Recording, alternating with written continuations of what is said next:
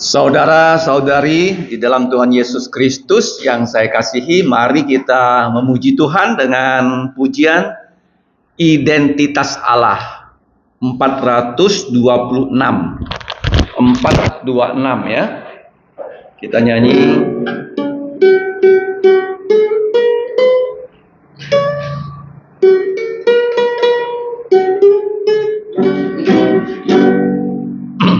Tiga, dua, satu. Allah itu roh yang kekal, tak terbatas, tak berubah. Di dalam jati dirinya, hikmat dan kuasanya. Allah itu kudus, adil dan baik, Ia benar selamanya. Hai semua orang, terima putranya, supaya jangan binasa. Terlalu tinggi ya.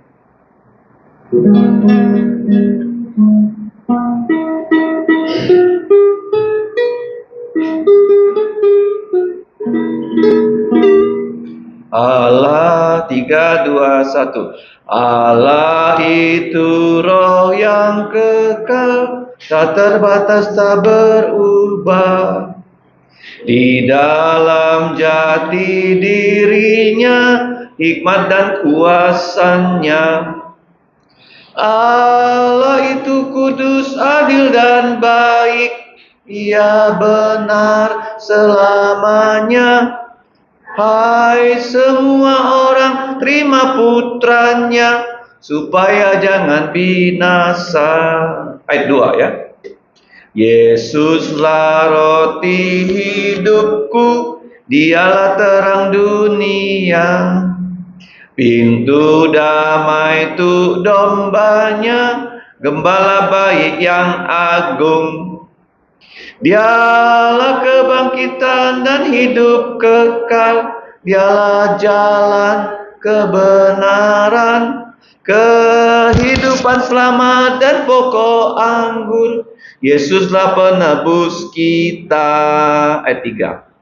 Tuhan Yesus kekuatanku, bukit karangku yang kukuh. Dia kubu pertahananku, Yesuslah juru selamatku. Yesuslah Allahku, gunung batuku, tempat teguhku berlindung. Perisai untuk keselamatanku, Dia menaraku yang tinggi. Nah, ayat 1 itu adalah dari pertanyaan. Apakah Allah itu? What is God? Jawabannya di situ. God is a spirit. Allah adalah roh. Roh yang bagaimana? Kalau kamu lihat ya, Allah yang roh yang kekal, tak terbatas, tak berubah, di dalam jati dirinya dan seterusnya. Hikmatnya, kuasanya, kekudusannya, keadilannya, kebaikannya, kebenarannya. Paham ya? Kalau ditanya, apakah Allah itu? Allah itu adalah roh. Roh yang bagaimana? Yang kekal. Kemudian yang bait 2 itu dari Injil Yohanes. Injil apa? Ya, tolong dicatat. Di Injil Yohanes ada 7 pernyataan. Yesus berkata, Aku adalah roti hidup. Aku adalah terang dunia. Aku adalah pintu. Aku adalah gembala baik. Aku adalah kebangkitan. Aku adalah jalan, kebenaran, dan hidup kekal. Aku adalah pokok anggur yang benar. Nah, yang nanti akan kita pelajari Mazmur 18 dan 2 Samuel 22. Tuhan adalah kekuatanku, gunung karangku, kubu pertahananku, juru selamatku, tempatku berlindung, perisaiku, tanduk keselamatanku, menaraku yang tinggi. Semuanya dari dalam firman Tuhan. Paham ya? Yang pertama, what is God?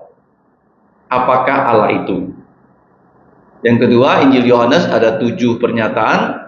Aku adalah 1, roti hidup. 2, terang dunia. Yang ketiga, Yesus mengatakan apa? Aku adalah pintu.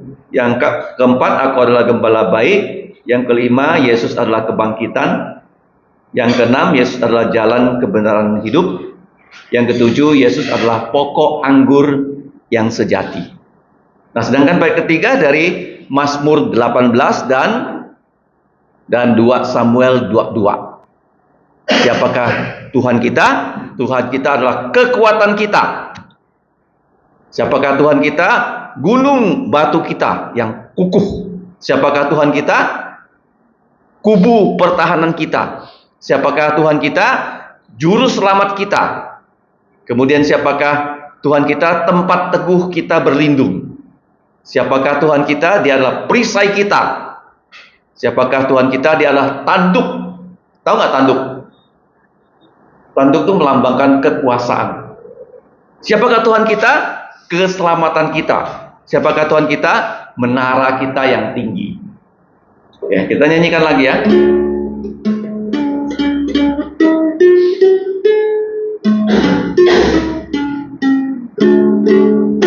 Satu, dua, tiga.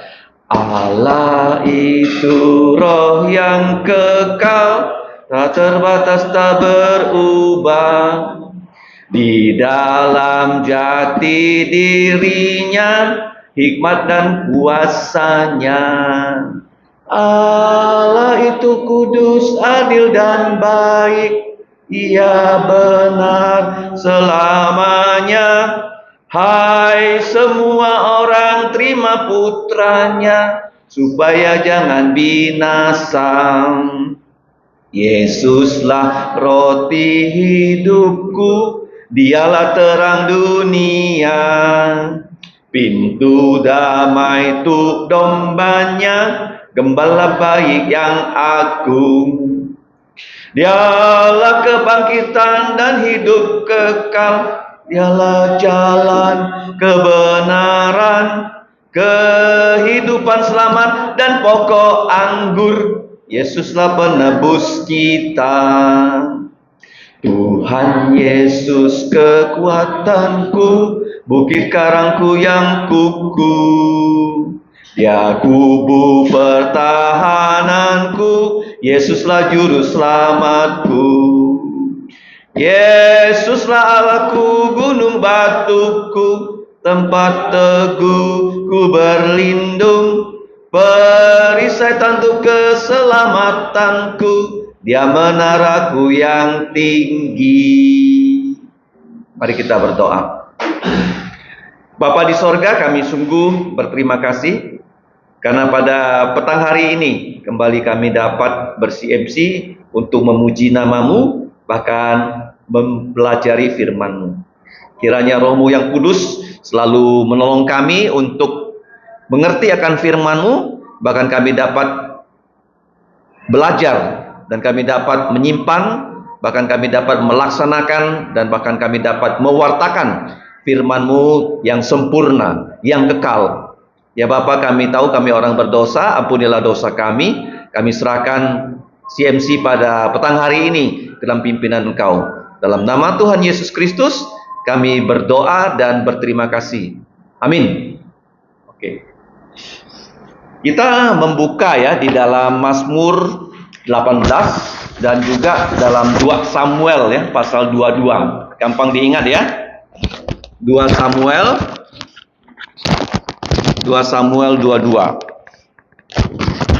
Nah, 2 Samuel 22 kalau kita simak baik-baik itu isinya menyerupai Mazmur 18 ya.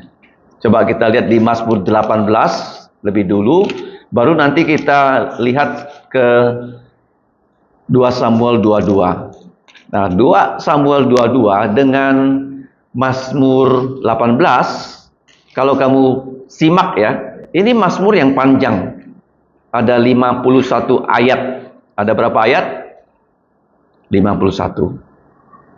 Nyanyian syukur Daud untuk pemimpin paduan suara. Kata biduan itu diganti dengan apa?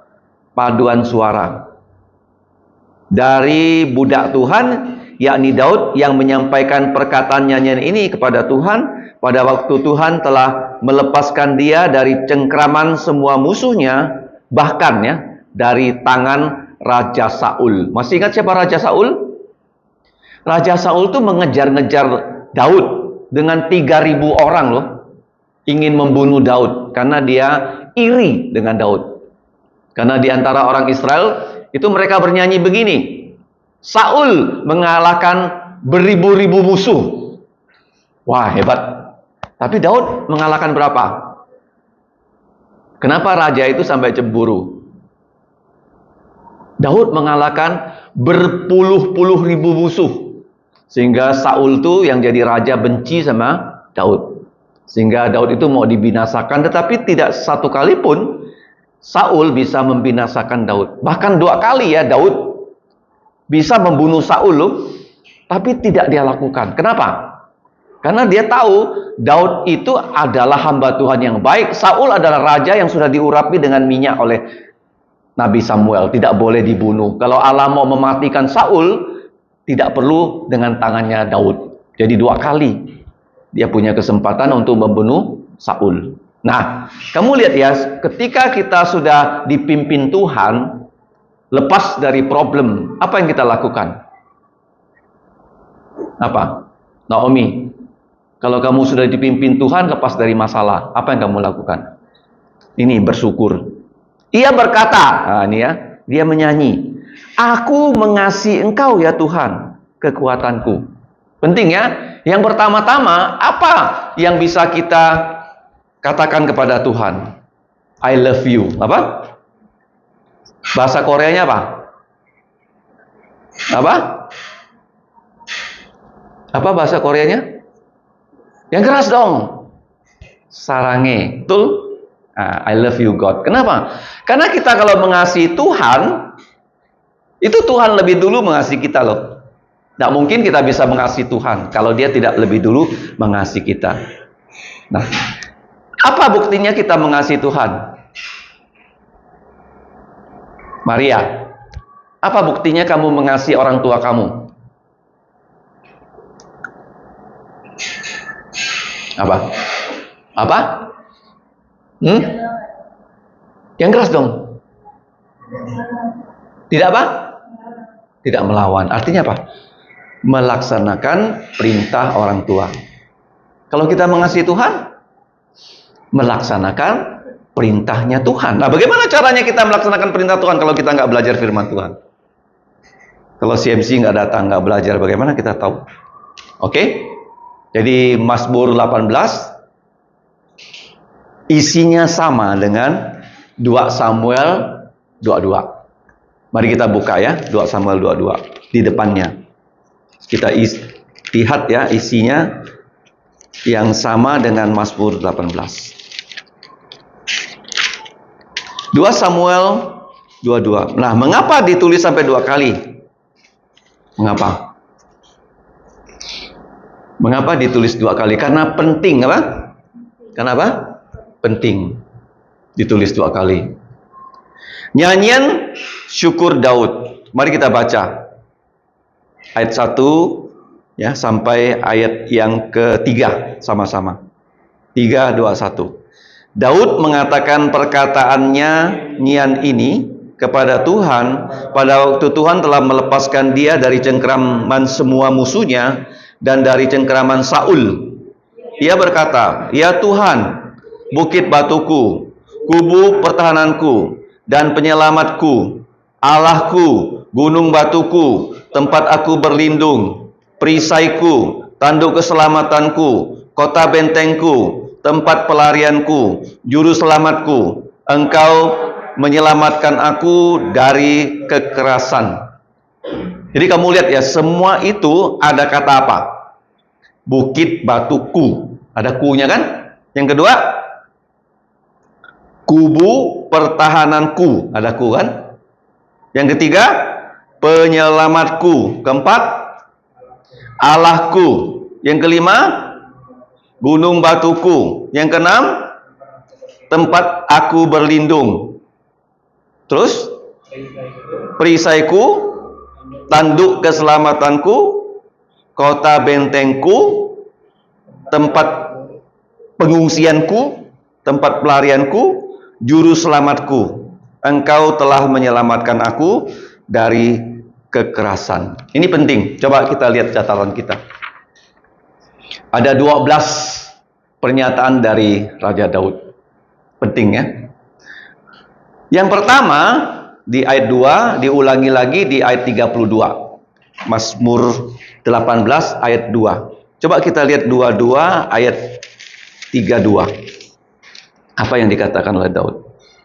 Sebab siapakah Allah selain dari Tuhan? Dan siapakah gunung batu selain dari Allah kita? Nah, sekarang pertanyaannya. Ayo, apa bedanya Allah dengan Tuhan? Kenapa ada kata Allah, kenapa ada kata Tuhan?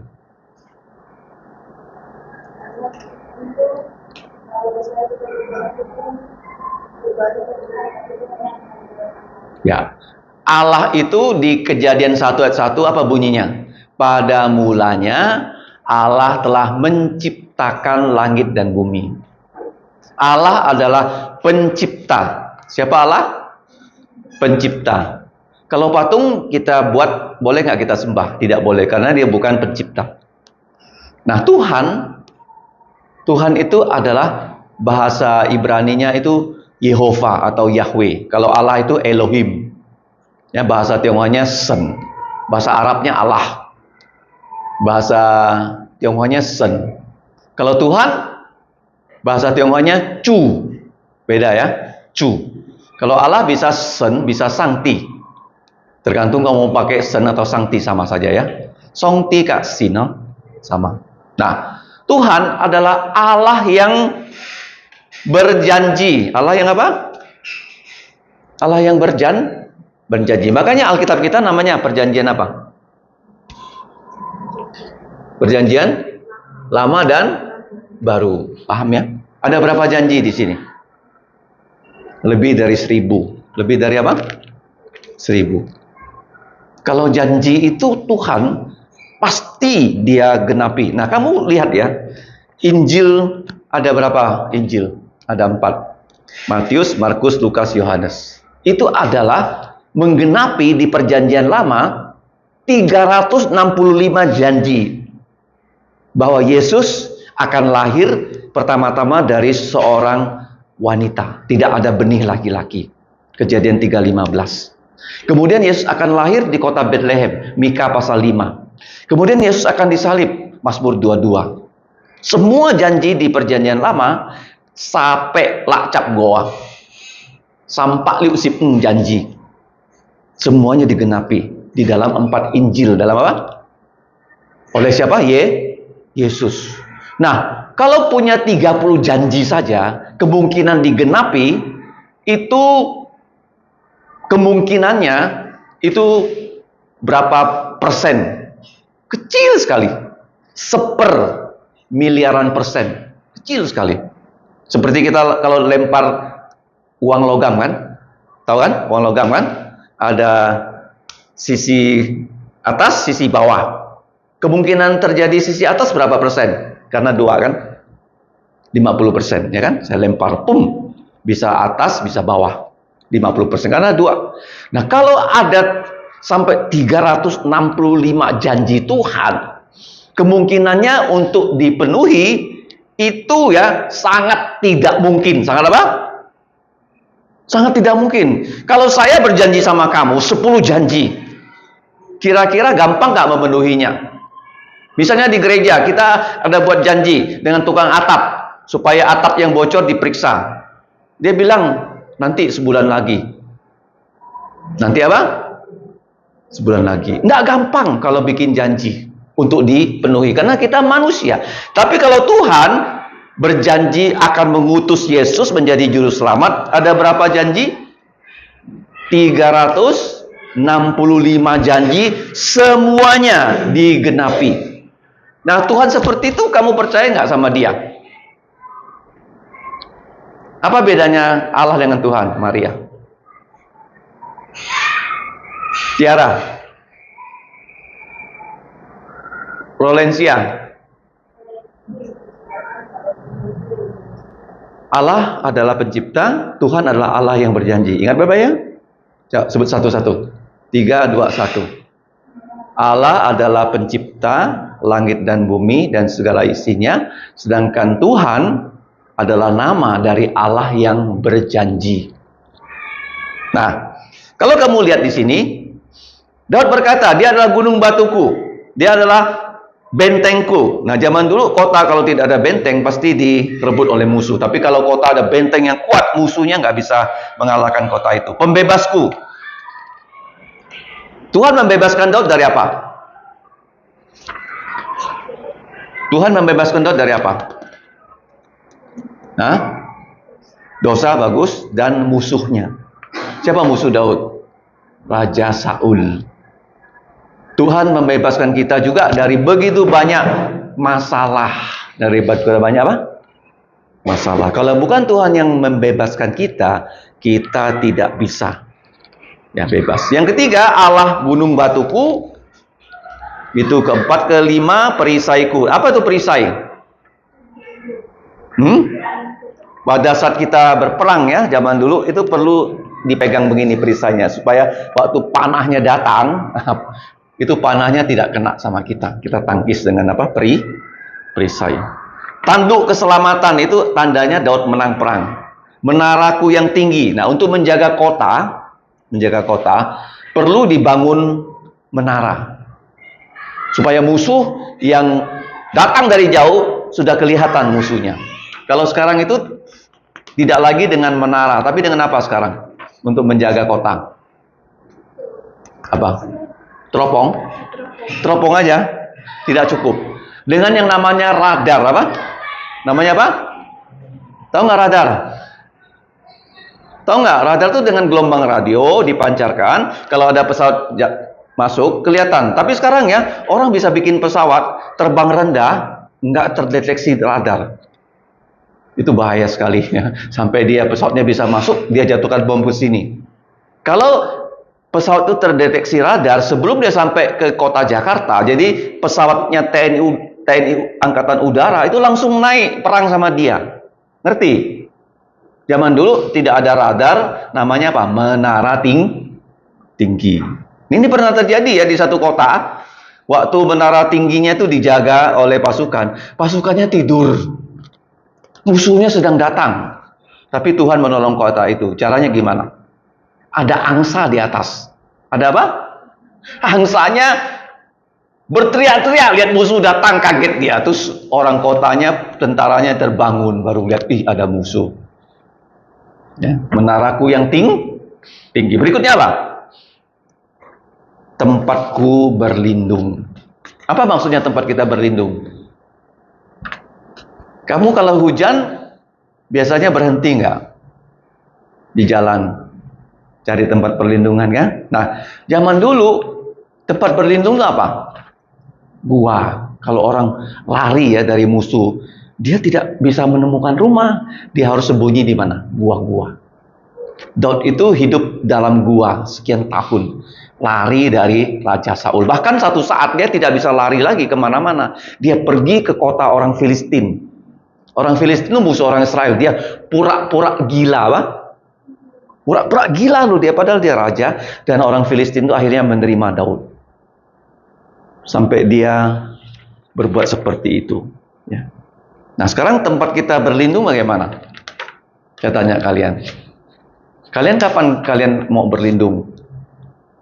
Kalau sakit ke rumah sakit kan? Apalagi yang memerlukan tempat perlindungan? Kira-kira? Kapan? Selain kita sakit, kita punya pergumulan. Punya apa? Pergumulan. Pernah nggak kamu berdoa untuk pergumulan kamu? Setelah sekolah, mau kemana lagi? Ya kan? Kita harus berdoa. Mengerti? Sekarang masih SMP, nanti SMA. Setelah SMA lulus, mau kemana? Kerja kah? Mau sekolah lagi kah? Harus berdoa. Ada berdoa enggak? Harus ya mulai berdoa. Terus berdoa lagi untuk calon suaminya. Calon apa? Boleh enggak? Ketawanya kencang. Boleh tidak? Boleh berdoa supaya Tuhan kirim ya calon suami yang sungguh-sungguh percaya Yesus. Yang sungguh-sungguh apa? Percaya Yesus. Jangan sampai ketemu orang nggak percaya, nanti mau menikah meninggalkan Yesus lagi. Kan kacau apa? Kacau. Kalau tidak percaya Yesus, calon suami bukan? Hah? Pasti bukan. Ngerti nggak? Kalau dia tak percaya Yesus, langsung bilang apa? Coret. Langsung apa? Coret. Ya, Tuhan tidak akan siapkan kepada kamu calon suami yang tak percaya Yesus. Pasti harus percaya Yesus. Oke? Kemudian, juru selamatku. Nah, ini penting loh. Yesus harus kita jadikan juru selamat. Bagaimana cara Yesus menyelamatkan kita?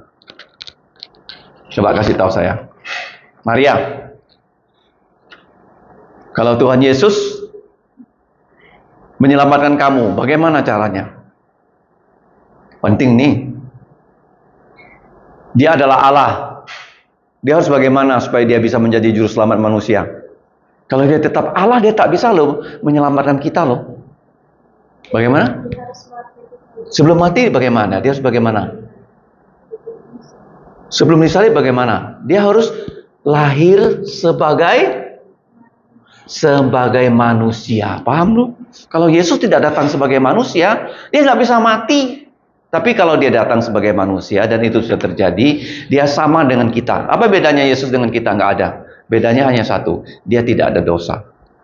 Yesus, dia perlu makan nggak? Tidak. Yesus perlu makan nggak? Perlu makan. Terus Yesus pernah ngantuk nggak? Hah? Gimana dia ngantuk? Dia tidur di kapal kan? Ombak datang. Yesus pernah lapar nggak? Hah? Pernah? Ya pernah. Yesus pernah menangis nggak? Hah? Kenapa dia nangis? Kenapa kita nangis? Kita nangis karena tidak bisa menyelesaikan masalah kita kan? Ada keluarga sakit, nggak bisa sembuh, kita nangis ya. Oke, kenapa Yesus nangis? Maria. Maka menangislah Yesus. Yohanes pasal 11 ayat 35. Ayat paling pendek loh di bahasa Indonesia. Coba buka. Ayo. Maka menangislah Yesus. Kenapa Yesus nangis?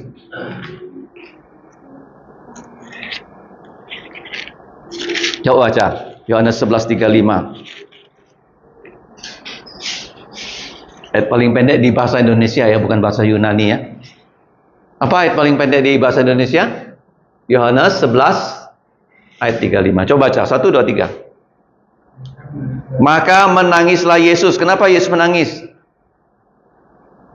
Cerita.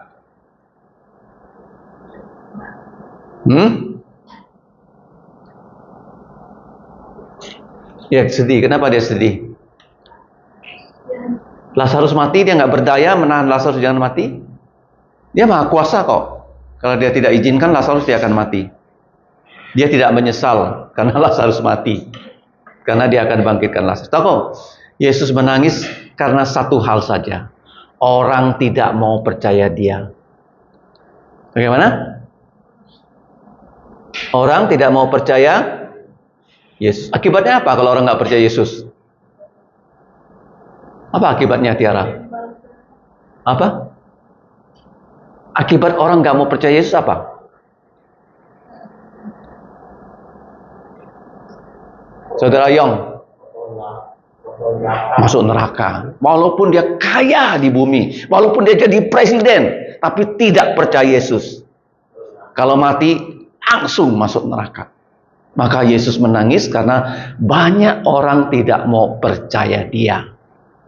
Walaupun dia sudah membuat begitu banyak mujizat, menyembuhkan orang sakit, orang buta, orang timpang, orang kusta, semua dia bisa sembuhkan. Dia menangis karena orang tidak mau percaya kepada Dia. Oke, selanjutnya. Yesus juru selamat, Dia datang ke bumi menjadi manusia, Dia hidup. Ya, tidak langsung mati loh Yesus loh. Dia hidup berapa tahun? 33,5 tahun. Baru Dia disalibkan menggantikan kamu dan saya. Dengan darahnya yang mengalir, kita punya dosa bisa dihapus. Bisa di apa? Hapus. Paham? Itu paling penting loh. Kalau kita tidak percaya Yesus, kita mati bawa dosa. Bawa apa? Tapi kalau kita percaya Yesus, dosa kita semua dihapus. Dan kita sudah diangkat jadi anak-anak Allah. Begitu kita mati, langsung kita dijemput malaikat pulang ke surga. Surga itu ya, tidak ada satu hal yang bagaimana? Jelek di surga. Di surga itu sukacita selamanya.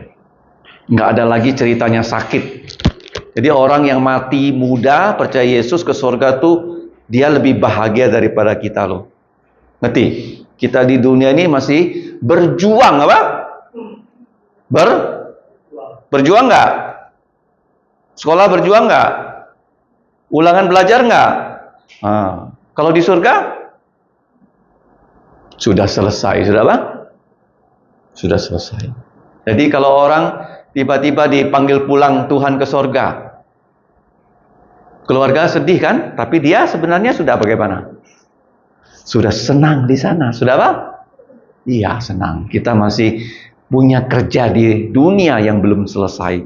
Oke, lanjut. Kemudian perisaiku, pelitaku, kekuatanku. Ini penting ya, kalau Tuhan Yesus itu kekuatan kita, kita harus sadar bahwa kita itu orang yang lemah. Orang yang bagaimana? Lemah. Nah, saya tanya kalian, paling-paling manusia itu kuat waktu dia masih muda. Maksud apa? Masih. Kalau sudah tua bagaimana? Ada yang tidak bisa jalan, ada yang kakinya pincang, ada yang telinganya nggak bisa dengar. Itu orang tua loh. Makanya waktu kamu masih muda, nah ini loh, Tuhan mau memakai kamu. Ya, jangan kamu sia-siakan masa mudamu sebelum kamu tua. Buka satu ayat yang penting. Pengkhotbah 12. Pengkhotbah 12 ayat pertama. Tolong dibaca bersama-sama dan dihafalkan. Ini ayat yang penting untuk kita ingat baik-baik. Ya, supaya kita jangan menyia-nyiakan waktu kita masih bisa belajar, masih bisa belajar. Pengkhotbah 12 ayat 1. Coba. 3, 2, 1. Ingatlah akan penciptamu pada masa mudamu, sebelum tiba hari-hari yang malang dan mendekat tahun-tahun yang kau katakan, tak ada kesenangan bagiku di dalamnya. Apa maksudnya? Jadi waktu kamu masih muda, pikiran kamu masih lebih kuat daripada saya. Kalau saya kan sudah lansia. Lansia itu umur berapa ya? Berapa? Lanjut usia. Sudah pensiun. Kalau di polisi sudah pensiun. Kalau sudah tentara sudah pensiun. Tentara pensiun tahun berapa? Berapa tahun? Tentara pensiun 58 ya. Nah, saya sudah lebih 60, sudah lansia. Kalau saya pergi ke kubur resort kan? Tahu nggak kubur resort? Bayar berapa? Bayar berapa? Pernah ke sana? Pernah. Mahal nggak? Nggak tahu. Mahal ya. Berapa bayarnya? 100 ya. Pernah ke situ. Kalau saya pergi bayar nggak? Saya bayar. Nggak usah bayar. Lansia. Tunjukkan KTP. Langsung masuk loh. Karena umur saya lebih dari 60. Sudah nggak usah bayar. Dia tahu kalau seperti lansia masuk tuh pincang-pincang gini gimana mau renang. Ngerti nggak? Nah, jadi ingatlah penciptamu pada masa kamu masih muda. Jadi kamu masih muda, kamu belajar firman, kamu bekerja untuk Tuhan, ya. Sebelum sampai waktu kamu sudah tua, udah pakai tongkat, jalannya pun sudah susah. Gimana mau melayani, ya? Mengerti? Ya, jadi kamu harus bagaimana? Ingat penciptanya pada saat masih muda. Belajar baik-baik untuk melayani Tuhan. Pertanyaannya, mau nggak? Mau tidak pada saat muda? Jangan mudanya dibuat sia-sia. Pada masa muda, ingat akan Tuhan kita. Jadi kita sudah lihat ada 12 pernyataan, kan? Ku, Allahku, kekuatanku, perisaiku, pelindungku, menaraku, juru selamatku, Allahku, dan seterusnya. Dan kita juga bisa berkata seperti Raja Daud. Nah, sekarang kita lihat. Perbuatan Tuhan yang Maha Kuasa, Dia bisa buat bumi bergoncang di sini. Ya, bumi itu apa? Bergoncang dan gemetar, ayat 8. Kemudian dasar-dasar langit bisa Tuhan buat bergoyang dan berguncang. Dia bisa menekuk langit. Dia bisa membuat muncul kegelapan. Kemudian angin diperintahkan Allah. Awan juga diperintahkan Allah. Jadi kamu lihat ya, bola api menyala karena perintah Tuhan. Guruh, kilat, itu Tuhan yang memberikan perintah. Gelombang pasang muncul juga karena Tuhan. Gempa bumi membelah bumi. Kemudian angin yang dinamakan angin topan, itu juga di bawah perintah Tuhan. Tidak ada di dunia ini yang Tuhan tidak berkuasa atasnya. Ya, seperti yang kita pelajari di bagian yaitu mujizatnya Yesus. Ya, mujizat Yesus mengatasi 7 aspek kehidupan. Apa saja itu? Masih ingat gak? Singkatannya apa? BAB, RR, FF. Ingat ya, BAB. Apa BAB? B pertama, benda mati. Mentaati perintah Yesus. Contohnya apa? Benda mati. Taat perintah Yesus. 5 roti, 2 ikan, kan? Tuhan Yesus beri makan pada 5.000 keluarga. Benda mati. Kemudian yang kedua, A, alam, ya. Badai mengamuk, Tuhan Yesus perintahkan berhenti, langsung berhenti. B yang kedua apa? BAB, badan manusia. Kalau kamu baca di 4 Injil, ya, ada hampir 20 kali, ya, penyakit-penyakit itu disembuhkan oleh Yesus. Termasuk orang buta, perempuan yang pendarahan 12 tahun. Begitu dia menjabah ujung bajunya Yesus, langsung dia sembuh. Padahal sudah 12 tahun dia pendarahan, dia berobat kemana-mana, uangnya habis, penyakitnya bukan sembuh, malah makin parah. Kemudian RR, apa RR? Roh manusia tunduk pada Yesus. Waktu roh manusia mati, Yesus bangkitkan dari kematian. Setelah itu, R yang kedua, roh jahat. Ya, roh jahat itu kenal siapa Yesus loh. Waktu Yesus mengusir roh jahatnya berteriak, "Kenapa engkau datang sekarang, Yesus, menemui kami?" Roh jahat itu yang pertama, dia nggak mau keluar dari orang yang dirasuki. Yang kedua, dia tidak mau Tuhan Yesus lempar ke dalam jurang tanpa dasar, dikurung. Roh jahat itu, walaupun mereka itu tidak di sorga lagi, mereka di angkasa. Terus mereka bilang sama Yesus, "Jangan usir kami dari daerah ini." Dia tetap mau di daerah itu, karena di daerah itu banyak orang berbuat dosa, dikendalikan oleh roh jahat. Itu roh jahat, kenal sama Yesus. Manusia tidak kenal Yesus. Roh jahat kenal Yesus gak? Kenapa roh jahat kenal Yesus?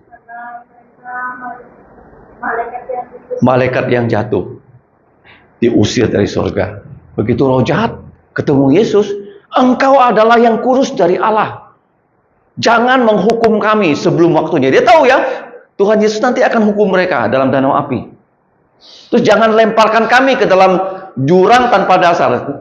Ada roh jahat yang sudah di jurang tanpa dasar. Waktu zamannya Nuh, mereka merasuki laki-laki, kawin dengan perempuan cantik, yang berdosa, lahir raksasa-raksasa yang menjadi pemusnah di dunia ini. Sehingga Tuhan membasmi dunia ini loh, karena manusia jahat, dia hanya menyelamatkan 8 orang saja. Nuh, 3 putranya, istrinya dan menantunya, 8 orang saja.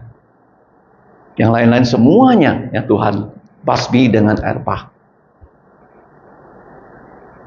Benda mati taat pada Yesus, alam taat pada Yesus, terus badan manusia juga taat pada Yesus, roh manusia taat pada Yesus, roh jahat taat pada Yesus. FF, apa FF?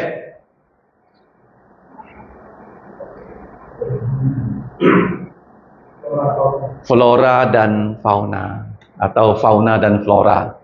Petrus menangkap ikan, tidak dapat apa-apa pada malam hari. Kenapa ikannya tidak tertangkap? Kenapa? Semalam-malaman dia menangkap ikan, nggak dapat satupun. Yesus pinjam perahu Petrus. Petrus bilang silakan pakai Tuhan Yesus. Tuhan Yesus berkhotbah dari perahu Petrus. Setelah itu Tuhan Yesus itu nggak akan ya memakai tenaga orang dengan tanpa memberkati orang itu. Dia tahu Petrus kepala keluarga. Kalau nggak dapat ikan gimana? Anak istrinya nggak bisa makan. Terus dia bilang sama Petrus, Petrus, perahu kamu buat agak ke tengah sedikit dan tebarkan jalamu ke tengah sebelah kanan. Yesus itu persis ya perintahnya ya. Tapi Petrus kan lihat, Tuhan Yesus kan tukang kayu. Apa kerja Tuhan Yesus? Tukang? Pernah nggak Tuhan Yesus ikut nangkap ikan? Hah? Nggak pernah kan? Petrus ini lihat, ini orang siang-siang ada ikan pada tidur. Tapi karena Yesus yang perintahkan, dia lakukan. Apa yang terjadi? Waktu dia tebarkan jalannya, menangkap 153 ekor ikan. Jalannya koyak. Kok bisa ya? Saudara Ayong, ikan itu tidur kok bisa? Ya mujizat, gimana mujizatnya? Yesus bilang sama ikan, kan, malam ini kamu jangan ya masuk ke jala Petrus. Nggak ada tanggapannya loh. Tapi besoknya ikannya lagi tidur, ngorok. Ikan tidur dengan kita apa bedanya? Pernah lihat nggak ikan tidur sama kita tidur, apa bedanya? Saudara Ayong, kamu pelihara ikan kan? Nah dia tidur gimana? Apa bedanya? Diam ya. Matanya? Buka ya. Bener buka. Buka nggak? Buka ya. Mata ikan buka ya kalau tidur ya. Kalau kita? Dia hanya diam ya. Jadi gini ya. Tuhan Yesus bilang siap ikan-ikan, semuanya lomba, lari, tabrak siapa? Jalannya. Kok ikan dengar perintah Yesus? Hah? Yesus Maha Kuasa, pencipta langit dan bumi. Oke, jadi ikan-ikan fauna dengar perintah Yesus. Yang terakhir, flora. Dia mengutuk apa? Pohon ara. 7 aspek ya. Yang pertama, benda mati, alam, badan manusia, roh jahat, fauna dan flora. Jadi Tuhan Yesus itu Maha Kuasa. Nah, sekarang kita lihat kesaksian dari Raja Daud. Ada 27 hal ya yang dia sebut di sini. Mari kita baca satu-satu. Allah bisa marah nggak? Ya, kenapa dia marah? Karena manusia tidak mau bertobat. Manusia sudah berdosa. Kalau tidak mau bertobat, dia marah. Kemudian dikatakan ya ada asap keluar dari hidungnya, ada api keluar dari mulutnya. Apakah Allah punya hidung, punya mulut? Allah itu roh, gak ada punya hidung, punya mulut. Kenapa disebut ada tangan, ada kaki, ada hidung, ada mulut? Itu namanya, tolong dicatat, antromorfoisme. Tulis. Morfoisme, istilah yang dipakai supaya kita mengerti. Allah itu roh, dia tidak punya tangan, tidak punya kaki, kecuali Yesus ya. Allah Bapa, Allah Roh Kudus tidak punya tangan, tidak punya kaki. Tapi di Alkitab sering kita katakan, Allah itu punya jari, Allah itu punya tangan, Allah itu punya hidung, punya mulut. Itu namanya antromorfoisme. itu manusia, morfo bentuk, isme. Jadi diumpamakan Allah tuh punya tangan, punya kaki supaya kita mengerti. Ya. Paham ya? Kenapa disebut Allah punya tangan? Supaya kita paham. Padahal sesungguhnya Allah punya tangan tidak? Karena dia roh, tidak punya badan. Mengerti? Itu namanya morfoisme, ya, menggunakan istilah supaya kita paham. Kemudian berikutnya, bara api dinyalakan olehnya. Yang kelima, ia menundukkan langit, ia turun dari sorga, ia berdiri di dalam kegelapan, ia mengendarai kerub dan terbang. Apa itu kerub? Kerub itu adalah satu kelompok malaikat untuk berperang. Kerub.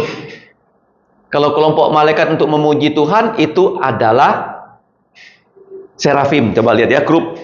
Kerub itu di dalam Kejadian pasal 3. Allah mengirim kerub untuk menjaga Taman Eden supaya jangan sampai ya ada Adam dan Hawa kembali ke Taman Eden. Kita baca ayat terakhir. Ia menghalau manusia itu, dan di sebelah timur Taman Eden ditempatkannya lah beberapa kerub. Kerub itu adalah malaikat petarung, fighting angel.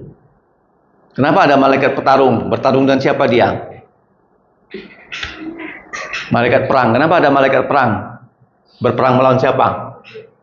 Roh jahat dan iblis. Yang berikutnya, malaikat itu memuji Tuhan, Yesaya 6. Coba buka Yesaya 6. Itu namanya serafim. Bukan kerub, tapi seraf. Kerjanya hanya memuji Tuhan.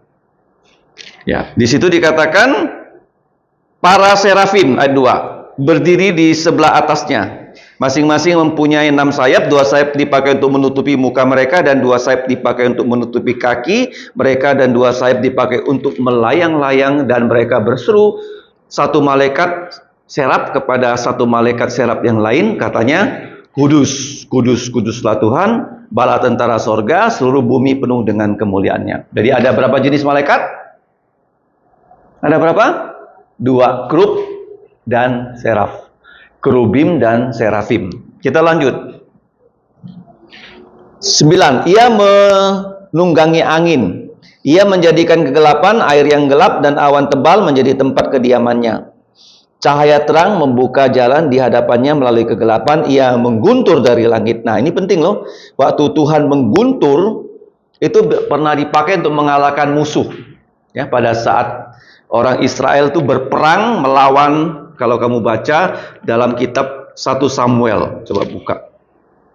1 Samuel pasal yang ke-7. 1 Samuel 7. Ayat 2 kalau kamu baca ya sampai ayat yang ke-14, di situ bagaimana Tuhan mengalahkan orang-orang Filistin di Mispa dengan cara mengirimkan guntur. Mengirim apa? Ayat 10. Sedang Samuel mempersembahkan korban bakaran itu, majulah orang Filistin berperang melawan orang Israel. Tetapi pada hari itu juga Tuhan mengguntur dengan bunyi yang hebat ke atas orang Filistin dan mengacaukan mereka sehingga mereka terpukul kalah oleh orang Israel. 1 Samuel 7 ayat yang ke-10. Tuhan mengguntur. Ya. Berikutnya 13. Dia berbicara dengan suara yang dapat didengar. Dia melepaskan anak panah. Dia mengirimkan kilat. Dia membuat gelombang laut yang besar. Bahkan dia bisa mengeringkan laut. Pernah tahu dia mengeringkan laut? Kapan? Membelah laut apa? Laut Merah jadi 2. Sebesar apa? Sebesar ruangan ini? Sebesar apa? Hah? Besar sekali. Dan orang Israel yang berada di tepi laut langsung bisa nyebrang. Begitu mereka menyeberang, apa yang terjadi? Raja Firaunnya ngejar. Bisa terkejar nggak? Kenapa nggak bisa terkejar? Enggak. Tuhan buat kereta Firaunnya apa? Rodanya patah, keretanya tumbang. Firaun ini orang yang goblok dia. Dia tahu begitu harusnya pulang kan? Tapi dia masih cari mati. Cari apa? Nah, di dunia ini banyak orang bodoh. Dia mau bagaimana? Menyusahkan orang Kristen Pada orang Kristen itu apa? Tubuhnya Yesus. Kalau kita susah, siapa susah? Siapa? Tuhan Yesus. Ya, jadi jangan main-main dengan orang yang percaya Yesus. Nah, jadi Firaun tuh ngeyel, dia nggak mau pulang, terus dia mengejar, walaupun keretanya itu tiba-tiba rodanya patah dan sebagainya. Harusnya dia tahu kan, oh Tuhan nih ya melindungi Israel, aku harus pulang. Tapi dia terus kejar. Begitu orang Israel sudah sampai di seberang Laut Merah, apa yang terjadi? Tuhan bilang sama Musa, ulurkan tongkatmu, dan laut menutup, dan semua orang Mesir mati, dan rajanya pun mati di dalam. Kenapa mati? Karena ngeyel, apa? Kenapa? Tidak mau tahu sama Tuhan. Terus berikutnya 17, ia mengirimkan gempa bumi untuk menyingkapkan fondasi bumi. Kapan gempa bumi dikirim Tuhan? Kapan?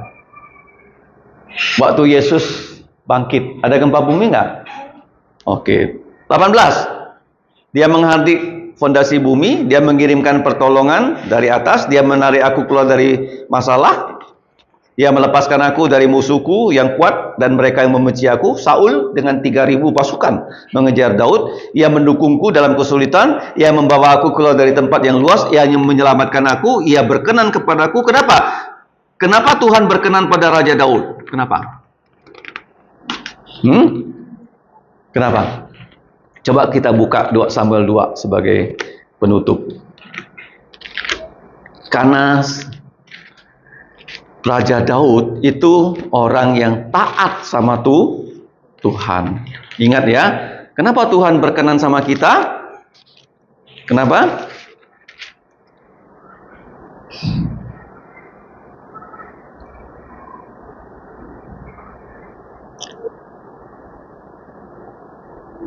Ayat mana yang mengatakan Daud itu baik? Ayat 21. Tuhan memperlakukan aku sesuai dengan kebenaranku. Oke. Kalau kamu baik, Tuhan lebih baik sama kamu. Catat ayatnya, ayat 21. Jadi jangan sampai kamu tidak baik kepada Tuhan. Hari Kamis harus CMC, hari Minggu harus ke gereja. Ia membalaskan kepadaku sesuai dengan kesucian tanganku. Tangannya bersih, bukan tangan yang mencuri. Sebab aku tetap mengikuti jalan Tuhanku dan tidak menjauhkan diri dari Allahku sebagai orang fasik. Sebab segala hukumnya aku perhatikan, dan dari ketetapannya aku tidak menyimpang. Aku berlaku tidak bercela kepadanya dan menjaga diri terhadap kesalahan. Nah, ayat 25 ya. Karena itu Tuhan membalaskan kepadaku sesuai dengan kebenaranku. Jadi kamu harus hidup sesuai dengan firman Tuhan untuk supaya kamu diberkatinya. Paham? Kita lanjut sebagai penutup. Ia berkenan kepadaku, ia membalaskan kepadaku sesuai dengan kebenaranku, ia membalaskan kepadaku sesuai dengan kesucian tanganku. Jadi manusia hidup, Tuhan melihat 2 hal yang utama. Satu apa? Dia lihat ini, lubuk jantung kita. Dan apa? Lubuk jantungnya murni nggak? Murni nggak? Kalau orang munafik, lubuk jantungnya nggak murni. Tangannya bersih. Coba ya, 1, 2. Jantung yang murni, tangan yang bersih. 1, 2, 3. Jantung yang murni, tangan yang bersih. Nah ini, kita sudah belajar banyak hal ya. Bawa pulang dan ingat baik-baik ya. Mazmur yang panjang, pasal yang panjang, 51 ayat. Berapa ayat? Ya, mari kita berdoa. Bapa, kami berterima kasih karena dari kehidupan Raja Daud kami dapat belajar bagaimana Engkau telah menjadi Allahnya, menjadi kekuatannya, tempat Ia mengungsi, bahkan penolongnya. Ya Bapak, kami hidup di zaman modern, kami juga mau bersandarkan Engkau seperti Raja Daud. Tolonglah remaji-remaji dan juga orang-orang dewasa yang hari ini sudah belajar firman-Mu. Kiranya kami semakin giat belajar firman-Mu, dan kami mau hidup dengan lubuk jantung yang murni, disuci bersihkan oleh darah Yesus, diisi dengan firman-Mu, sehingga tangan kami bisa bersih untuk kami berkenan pada Engkau. Seperti Daud yang hidup baik di hadapan Engkau, Engkau memberkati hidupnya, menjadi raja yang paling baik di Israel. Dan kami juga berdoa supaya Engkau memberkati remaji-remaji dan orang dewasa yang sudah belajar firman-Mu, bukan hanya diri kami, tapi juga keluarga kami. Engkau memberkati kami dengan keselamatan dalam Yesus, dan juga memberikan kami kesempatan selama kami masih muda, kami bisa bersaksi untuk Tuhan Yesus, seperti yang dikatakan oleh kitab Pengkhotbah. Sebentar lagi kami akan pulang. Tolonglah kami, tibakan kami ke rumah kami dengan keadaan baik. Apa yang kami perlukan, kiranya Engkaulah yang menyediakan. Dengarkan doa kami, dalam nama Tuhan Yesus kami mau bersama-sama mengucapkan doa Bapa kami yang berbunyi: Bapa kami yang di surga, dikuduskanlah namamu, datanglah kerajaan-Mu, dilaksanakanlah kehendak-Mu di bumi seperti di sorga. Berikanlah kami pada hari ini makanan harian kami, dan ampunilah kami akan kesalahan kami, seperti kami juga mengampuni orang yang bersalah pada kami. Dan janganlah membawa kami ke dalam pencobaan, tetapi lepaskan kami dari yang jahat. Karena Engkaulah yang punya kerajaan dan kuasa dan kemuliaan sampai selama-lamanya. Amin.